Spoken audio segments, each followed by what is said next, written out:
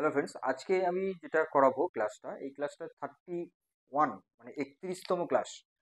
এটা হচ্ছে 31তম class, 31st class হচ্ছে এটা পাইথনের। পাইথন আস্তে আস্তে কিন্তু অ্যাডভান্স লেভেলে যেতে শুরু করেছে, ঠিক আছে? তো ভয়ের কোনো কারণ নেই, আমি আছি। তো কি আছে যে আজকে হলো ক্লাসে জেসন। জেসনটা কি জিনিস? জেসনটা হচ্ছে Java script object notation. Java script object notation মানে এটার ফুল ফর্মটা হচ্ছে জাভা স্ক্রিপ্ট অবজেক্ট নোটেশন। মানে জাভা স্ক্রিপ্টে যে অবজেক্টগুলো আছে তাকে নোটেট করে, ঠিক আছে? এটা কিন্তু অ্যাকচুয়ালি জাভা স্ক্রিপ্ট সাথে এর কোনো সম্পর্ক নেই কিন্তু। মানে জাভা স্ক্রিপ্ট এখানে বলা হয়েছে বলে এটা ফুল ফর্ম জাভা স্ক্রিপ্ট বলে কি জাভার সঙ্গে কোনো সম্পর্ক বা কোনো কিছু না, এটা কোনো ব্যাপার না। কিন্তু জাভা স্ক্রিপ্টের সাথে এর কোনো সম্পর্ক নেই, ঠিক আছে? জাভা স্ক্রিপ্টের যে অবজেক্টটাকে নোটেট করে, মানে অবজেক্টের কে ওটা চিহ্নিত করে ওইভাবেই, তার জন্য এটার নাম হয়েছে জাভা স্ক্রিপ্ট অবজেক্ট নোটেশন। মানে জাভা স্ক্রিপ্টে যেভাবে অবজেক্টগুলো লেখা থাকে সেইভাবে হচ্ছে এইটার ফরম্যাটটা হয়, সিনট্যাক্সটা এরকম হয়, তাই এটার নামটা হয়েছে জাভা স্ক্রিপ্ট অবজেক্ট নোটেশন। এটার কিন্তু জাভা স্ক্রিপ্টের সাথে কোনো রকম রিলেশন নেই, ঠিক আছে? এটা গেল এক। দুই হচ্ছে জাভা এই জেসন হচ্ছে কিরকম টেক্সট ফরম্যাটের হয়, স্ট্রিং ফরম্যাটের। স্ট্রিং ফরম্যাট টেক্সট ফরম্যাটের মতো হয়, ঠিক আছে? 3 নাম্বার কি লিখেছি এখানে, না এটা হচ্ছে ল্যাঙ্গুয়েজ ইন্ডিপেন্ডেন্ট টেক্সট ফরম্যাট। বোঝা গেল? ল্যাঙ্গুয়েজ ইন্ডিপেন্ডেন্ট মানে ডেটা ফরম্যাট কেন? কারণ যে এটা তো শুধুমাত্র যে পাইথনে কাজ করে এমন নয়, এটা পিএইচপিতেও করতে পারে, ডট নেটও করতে পারে। মানে যেটা ব্যাকএন্ডে আমাদের ওয়েবসাইট যে আমরা ক্রিয়েট করি, ওয়েবসাইটে কি হয়, ফ্রন্ট এন্ড থাকে আর একটা ব্যাকএন্ড থাকে। তাহলে ফ্রন্ট এন্ড আর ব্যাকএন্ড, এই ব্যাকএন্ডে যে ল্যাঙ্গুয়েজগুলো কাজ করে, যেমন ধরো ডট নেট হতে পারে, পাইথন হতে পারে, পিএইচপি হতে পারে, এই যে ব্যাকগ্রাউন্ডে যে ল্যাঙ্গুয়েজগুলো কাজ করে সেখানে কিন্তু জেসনটা সেই সমস্ত ল্যাঙ্গুয়েজ ইউজ হয়, এবং যে যে ল্যাঙ্গুয়েজে এইভাবে ইউজ হচ্ছে সেইভাবে কিন্তু তার উপরে কিন্তু সেই ফরম্যাটটাকে মানে বুঝে ও কিন্তু কনভার্ট করে, ঠিক আছে? তার জন্য এটা বলছে কি, যে ল্যাঙ্গুয়েজ ইন্ডিপেন্ডেন্ট ডেটা ফরম্যাট। মানে এটা ওই যে ওই মানে কোনো একটা ল্যাঙ্গুয়েজের যে তার যে প্যাটার্ন তাকে সেই হিসেবে যে চেঞ্জ হয়ে যাবে তা না, কিন্তু ওর মতন থাকেই। কিন্তু ও কি করে, যে ব্যাকএন্ডে যে প্রোগ্রামিং ল্যাঙ্গুয়েজগুলো থাকে বিভিন্ন, সেই যে যে বেসিসে যে ল্যাঙ্গুয়েজে কাজ মানে জেসনটা ইউজ করছে, সেই জেসনটা কি করে সেই বেসিসেই কাজ করে। মানে সে কোনো পরিবর্তন হয় না, ইন্ডিপেন্ডেন্ট গেল। তারপরে কি 4 নাম্বার কি বলছে, যে used for storing and transferring data from server to browser, মানে বা সার্ভার টু ক্লায়েন্ট। দেখো আমি লিখেছি সার্ভার টু, এই যে সার্ভার টু ব্রাউজার অথবা ক্লায়েন্ট। হুম, তাহলে কি বলছে, যে ইউজড ফর মানে জেসন ব্যবহার করা হয় কি করতে, না স্টোর করতে এবং ডেটা ট্রান্সফার করতে, ডেটাগুলো স্টোর করতে অথবা ডেটাটা ট্রান্সফার করতে। এবার কোথায় স্টোর হবে, কোথায় ট্রান্সফার হবে? স্টোর হবে, ট্রান্সফার হবে এইটাই, যে যদি আমরা কি করি, যে ওয়েবসাইটে ধরো কোনো ক্লায়েন্ট ধরো ব্রাউজারে কোনো ডেটাকে যদিও মানে নিতে দেখতে চায়, তাহলে কি হয়, সার্ভার থেকে ওটা রিকোয়েস্ট করলো ক্লায়েন্ট। ক্লায়েন্ট যখন রিকোয়েস্ট করলো কাকে, সার্ভারকেই রিকোয়েস্ট করলো।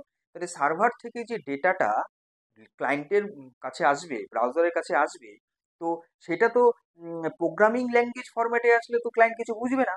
তার জন্য ক্লায়েন্টের বোঝার মতন করেও কি স্ট্রিং ফরম্যাটে কিন্তু প্রিন্ট করে, দেখায়, শো করায়। তো এই যে ব্রাউজার আর এই যে সার্ভার আর ব্রাউজার, এই মাঝখানে যে ব্যক্তিটা কাজ করে তাকে হচ্ছে সেটা কি, সেটা হলো এপিআই।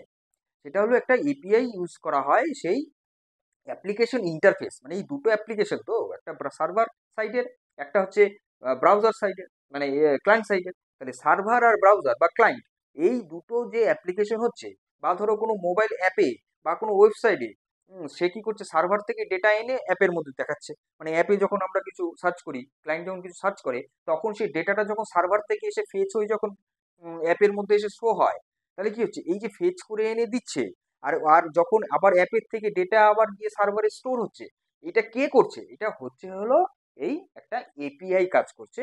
যে এপিআই ডেভেলপমেন্ট করার এরকম থাকে, যারা প্রোগ্রামার যারা তারা এপিআই ডেভেলপ করে, তাদের কি রেসপন্সিবিলিটি থাকে কি, তারা এই এপিআইটা বানায়, বানিয়ে কি করে, ওরা কি করে, এই অ্যাপের থেকে বা কোনো ওয়েবসাইটের কোনো ডেটাকে সার্ভারে স্টোর করে, অথবা অ্যাজ পার রিকোয়ারমেন্ট অনুসারে ক্লায়েন্টের সে কি করে আবার সার্ভার থেকে ডেটাগুলোকে সেই এপিআই এর মারফত আবার সেই ব্রাউজারে চলে নিয়ে আসা হয়। এই যে জিনিসটা এটাকে বলা হয় এপিআই, অ্যাপ্লিকেশন ইন্টারফেস হয়, এবং এইখানে যে ল্যাঙ্গুয়েজটা ইউজ হয় সেটা হলো জেসন। বুঝতে পারলাম ব্যাপারটা? তাহলে জেসনটা কি সেটা তোমরা বুঝতে পারলে। তো এইবার তাহলে জেসনের কাজ হচ্ছে এটা, যে সার্ভার থেকে ডেটা ব্রাউজারে পাঠানো বা স্টোর করা, এটাই হলো জেসনের কাজ। আর জেসন হচ্ছে কি একটা স্ট্রিং ফরম্যাটেরই হয়। এমনি যেরকম ইউজার যেরকম ভাবে আমরা যেভাবে ইউজার যেভাবে ল্যাঙ্গুয়েজ বোঝে সেইভাবেই স্ট্রিং ফরম্যাটেই আকারে হয়ে থাকে। এইবার কি হচ্ছে আরেকটা জিনিস যেটা জানতে হবে, যে জেসন যে প্রথম ইনি যিনি আবিষ্কার করেছিল, স্পেসিফাই করেছিল এই জেসন বলে, সেটা সেই ব্যক্তিটার নাম হচ্ছে যে ডগলাস ক্রকফোর্ড। এই যে Douglas Crockford, DOUGLES, Douglas Crockford, CROCKFORD। ঠিক আছে, এই পাশে লিখেছি 2000 সালে। 2000 সালেই জেসনটা উনি স্পেসিফাই করেছিল। ঠিক আছে, এই ব্যক্তিটা। তাহলে এটা হচ্ছে একটা পার্ট গেল। এইবার জেসনে কতগুলো ডেটা টাইপ ইউজ হয়, কতগুলো ডেটা টাইপ ইউজ হয়, 9টা ডেটা টাইপ ইউজ হয়। কি কি? একটা হচ্ছে ডিকশনারি, একটা হচ্ছে একটা হচ্ছে টিউপল, একটা হচ্ছে লিস্ট। কি কি বললাম? ডিকশনারি, টিউপল, লিস্ট, তারপরে হচ্ছে স্ট্রিং, তারপরে ইন্টিজার, তারপরে ফ্লোট। ঠিক আছে, তারপরে কি বলছে, তারপরে হচ্ছে তোমার ট্রু হচ্ছে, ফলস হচ্ছে, আরেকটা হচ্ছে নান হচ্ছে। নান মানে কি? নাল, কিছুই হবে না। আর ডিকশনারি যেটা, সেটা হচ্ছে অবজেক্ট হিসেবে হয়। আর যেটা হচ্ছে লিস্ট আর টিউপল, সেটা হচ্ছে অ্যারে হিসেবে হয়। কারণ এখানে এখানে একটা কথা আমি এখানে লিখেছি, এই যে দেখো, এই যে জায়গাটা, এই যে জায়গাটা 4 নম্বর পয়েন্টে দেখো, যে used for storing and transferring data as key, as attribute value and array format. Attribute আর ভ্যালু এই পেয়ার হিসেবে, আর একটা অ্যারে হিসেবে কি করে, স্টোর করে আর ট্রান্সফার করে ডেটা। ঠিক আছে, তাহলে এইবার অ্যাট্রিবিউট আর ভ্যালু যে পেয়ারটা, সেটা কোনটা? ডিকশনারি। কি আর থাকে, আর কি থাকে আর ভ্যালু থাকে, আমি বলেছিলাম আগের ক্লাসটা, যে দেখুনি, সে ওই আগের পাইথনের আগের ক্লাসগুলো দেখে দেখে নেবে, তাহলে ব্যাপারটা বুঝতে পারবে। তাহলে ডিকশনারির মধ্যে কি থাকে? একটা কি থাকে, একটা ভ্যালু থাকে। তাহলে যে ডিকশনারির মধ্যে কি আর ভ্যালু, সেটাই হচ্ছে অ্যাট্রিবিউট ভ্যালু। আর একটা কি, আরেকটা হচ্ছে অ্যারে। অ্যারে কোনটা? আরেকটা হচ্ছে তোমার লিস্ট, হচ্ছে টিউপল হচ্ছে, এগুলো হচ্ছে লিস্ট হিসেবে, অ্যারে হিসেবে কাজ করছে। তাহলে এই সেই ফরম্যাটে কিন্তু জেসন স্টোর করে এবং ট্রান্সফার করে। তাহলে কি কি বললাম? টোটাল 9টা ডেটা টাইপ আছে। একটা হচ্ছে কি কি বললাম, একটা হচ্ছে ডিকশনারি, DICT। 2 নম্বর বললাম টিউপিল। 3 নম্বর লিস্ট। 4 নম্বর হচ্ছে 4 নম্বর হচ্ছে স্ট্রিং। তারপরে হলো ইন্টিজার, তারপরে হচ্ছে ট্রু, তারপরে ফলস, তারপরে নান। আরেকটা আছে, সেটা কি, সেটা হলো একটা হচ্ছে নাল, একটা কি বললাম, একটা কি বাদ গেল, ফ্লোট গেল, ফ্লোট। তাহলে এই হচ্ছে টোটাল 9টা, 9টা টোটাল আছে। আমি এখানে লিখে দিচ্ছি, আমি এখানে লিখে দিচ্ছি। কি কি বললাম? একটা হচ্ছে টোটাল 9টা আছে। কি কি বললাম? একটা হচ্ছে ডিকশনারি, 2 হচ্ছে লিস্ট, 3 হচ্ছে টুপিল, 4 হচ্ছে ডিকশনারি, লিস্ট, টুপিল, স্ট্রিং। ঠিক আছে, স্ট্রিং। 5 হলো ইন্টিজার, 6 হচ্ছে ফ্লোট, 7 হচ্ছে 7 হচ্ছে ট্রু, 8 হচ্ছে ফলস, আর 9 হচ্ছে নান। বুঝা গেল? এইখানে ডিকশনারিটা হচ্ছে কি হিসেবে কাজ করে? এটা হলো অবজেক্ট হিসেবে কাজ হয়, অবজেক্ট হিসেবে কাজ হচ্ছে। আর লিস্টটা হচ্ছে অ্যারে হিসেবে কাজ হচ্ছে। ঠিক আছে, এটাও অ্যারে, এটাও অ্যারে। হুম, এটা স্ট্রিং হিসাবে হচ্ছে, এটা ইন্টিজার টাইপের, এটা ফ্লোটিং টাইপের, এটা ট্রু অ্যাজ এ ফলস, আর এটা হচ্ছে নাল হিসাবে। ঠিক আছে, তাহলে এই হচ্ছে টোটাল 9টা হলো ডেটা টাইপ, যেটা জেসনে ইউজ হয়। বলতে পারলাম? তাহলে এই হচ্ছে টোটাল জেসন সম্বন্ধে একটা প্রিলিমিনারি তোমাদের কনসেপ্টটা আশা করি দিতে পেরেছি। কারণ এই প্রিলিমিনারি কনসেপ্টটা জেসন কি, সেটাই যদি তোমরা না জানো, তাহলে পরবর্তীতে যখন মেশিন লার্নিং এ যখন আমরা ঢুকবো, তখন কিন্তু এই জেসনটা ইউজ হবে, তাহলে তখন জেসনটা বুঝতেই পারবে না। ঠিক আছে, তার জন্য জেসনটা আমি মনে করলাম যে জেসনের উপরেই আমার একটা ক্লাস আলাদা করে নেওয়া উচিত। তাই আমি জেসনটা নিয়েই আজকে ক্লাসটা আমি করছি। একদম পুরো জেসনটা আমি কিন্তু বোঝালাম। কি কি বললাম আমরা আরেকবার রিকল করে দিচ্ছি। জেসনের ফুল ফর্ম হচ্ছে Java script object notation, not Java script. কিন্তু জাভা স্ক্রিপ্টে যে অবজেক্ট নোটেট হয়, সেই হিসেবে এখানে কাজ হয়, নোটেশনটা করে, তাই এর নাম হয়েছে জাভা স্ক্রিপ্ট অবজেক্ট নোটেশন। মানে জাভা স্ক্রিপ্টে যেভাবে অবজেক্টগুলো নোটেট করা থাকে, সেইটা এইভাবে সেইভাবেই এখানে আছে। 2 নম্বর কি, এটা কিসের জন্য কিছু ব্যবহার করা হয়? It is used for storing and transferring data from server to client, client to server.